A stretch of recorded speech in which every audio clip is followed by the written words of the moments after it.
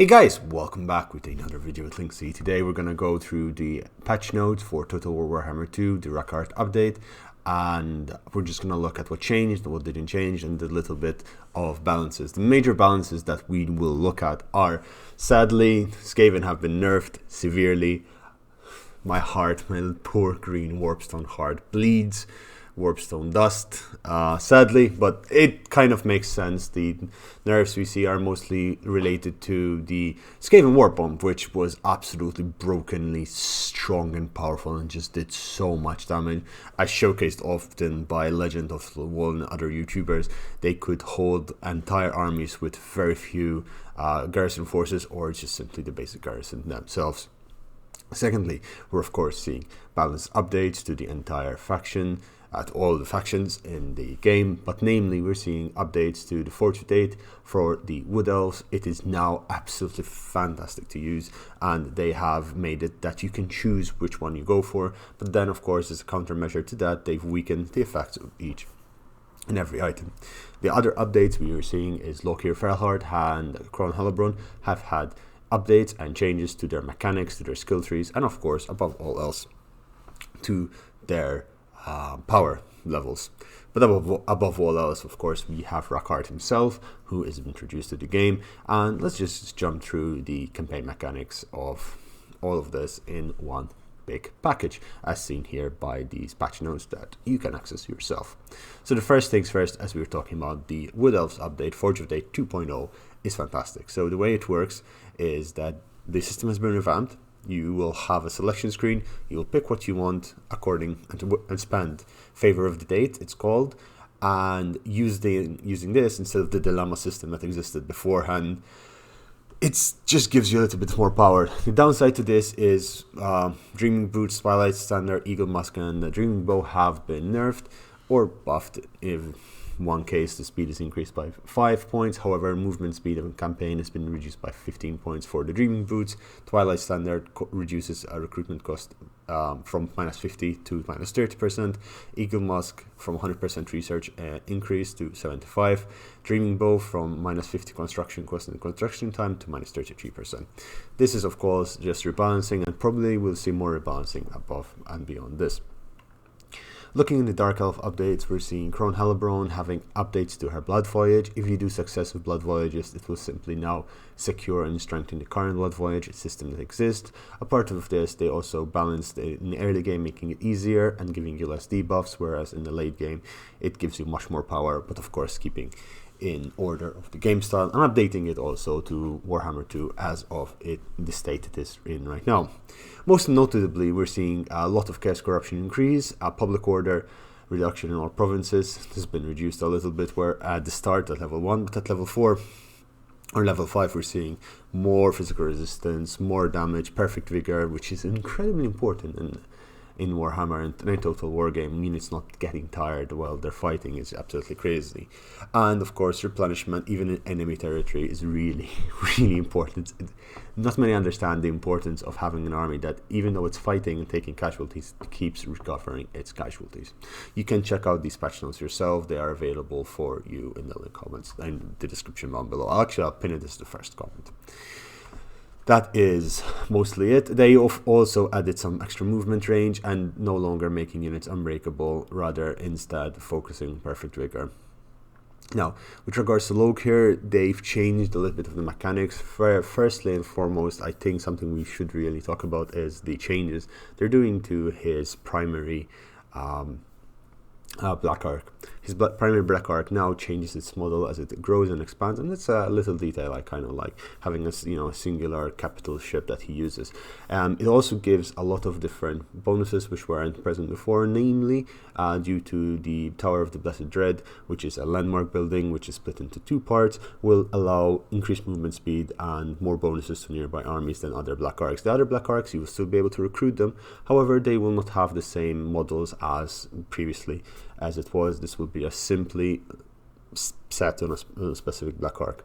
Admiral Krakenclaw will also have higher Black Arc growth in his skill tree. With regards to this, also the rights update have changed for Lokir. Now he has the right of Anat Remna, which has been changed completely, and instead of what it was giving before. Now for 5 turns you get more income from sacking, from raising, Blackguard growth, and extra movement range. I like the extra movement range because it does give you a little bit more flexibility, especially in last year's Super Bowl, where everything is always just that 1 point away, 1 movement point away. Most of the previous effects of the right have been incorporated in the Lockier's personal skill tree, and basically you can still access what was there. It's just now there's a bit more, and frankly speaking, hopefully this is a step in the right direction for Lokier, as Lokier himself was lacking a lot of tools which the other Dark Elves had, and being set off to the side.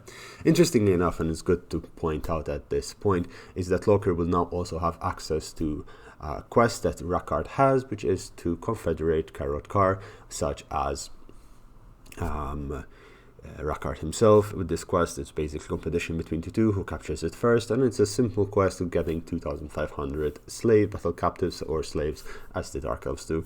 This does help because it allows you to travel back to your homeland and in a place which is very much full of friendlies, allowing confederations, allowing your power to spike heavily in the early to mid game. This was not available for Lokier unless of course you send a agent or an army up to the north, which usually takes around 15 to 20 turns. You can now do so the same time, getting up there, but without weakening yourself down in Lustria. With regards to skills, the Kraken Lord innate trait now causes fear for Corsairs in the Lord army, and immunity from deep sea, storm, and reef attrition for Lord's army.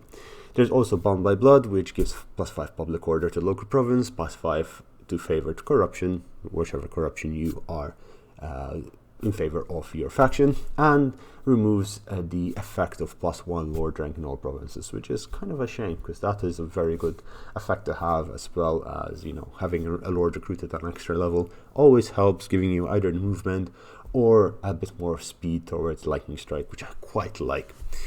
That said, Corsair nobles also have 100% armor-piercing missiles for Corsairs in the Lord's army. Head of Tail gives you vanguard deployment of Corsairs. Essentially, we're seeing the Corsairs as they always were, but buffed even further. I do not personally think Blackguard Corsairs with handbows or the one with the dual swords are any good. However, to each their own. Now, morality also gets a little bit of a change as Supreme Sorceresses have been adapted to the new dynamic of the Dark Elves, and this is kind of giving me an idea that this was more of anything a Dark Elf update to something that is coming.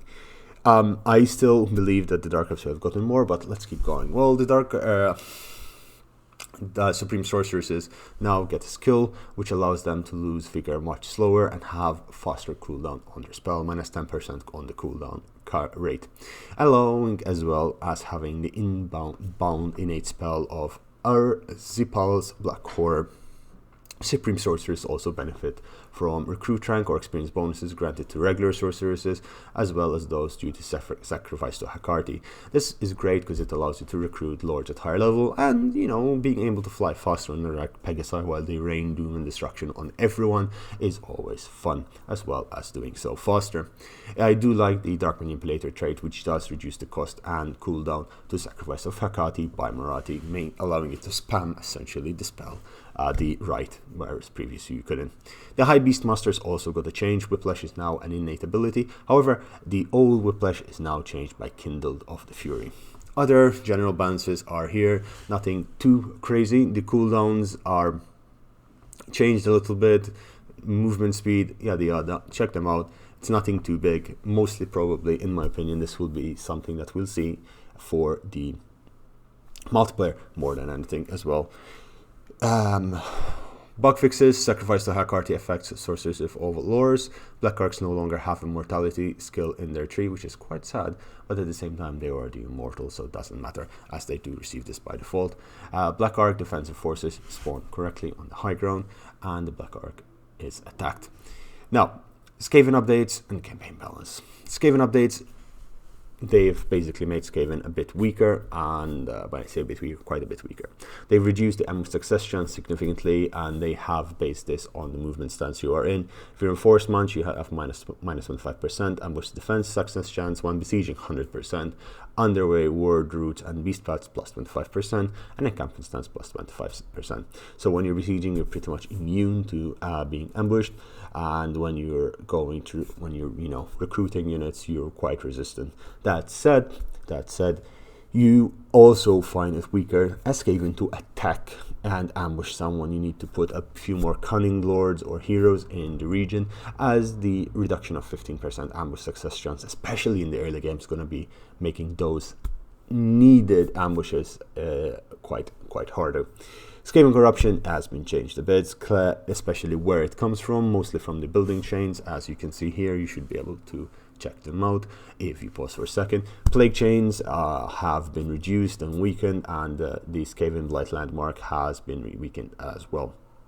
That said, the biggest nerf the Skaven have obtained is from the Madness Below. The Madness Below was and is one of the most amazing spells or abilities that a Skaven can have. It's essentially being blown up because your Overseer, your Warlock Engineer, your Plague Lord or Warlord decided that you must be killed to defend your Undercity.